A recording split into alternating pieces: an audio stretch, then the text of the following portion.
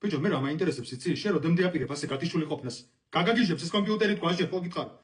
რა ხდება, რა ამბავია? რა ხდება და ნერვებს მიშლი, შენი უსახმური შვილი. უი, ამის იმედი ვისა აქვს, ეს სიბერეში წყალს არ დამალევინებს. საჭმელი გამიკეთე რამე. ბიჭო, მე შენ რამდენჯერ გითხარი, მამა შენს ნერვიულებ მეთქი. შენ დაგავიწყდა ეთყობა ოჯახში ვინ არის უფროსი და ვინ არის მამაკაცი. კაც მაგერ 1000 ლარი დადო მაგიდას. BMCC-ის ცენტრში დედა.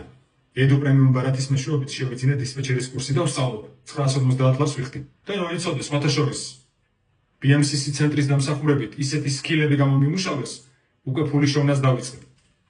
აჰა, შენ 1000 დოლარი ჩემგან. ო. 1000 დოლარი? კარგი რამეა. ბიჭო, მე შენ რამდენჯერ გითხარი? ჩემ შვილთან ხმას მიუწევ მეთქი. ჰა? რა იყო, რა ხდება? უკვე ჩამომაქვეითეთ? ეგრე გამოდის. ოჯახში ვისაც უფრო მეტი შემოაქვს, უფროსიც ის არის. ხოსია დედა.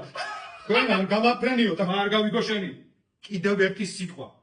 კიდევ ერთი შენი სიტყვა. და ქუჩაში მოგიწევს დაძინება. ძაღლივით. ან ღორივით. ხო მაგრამ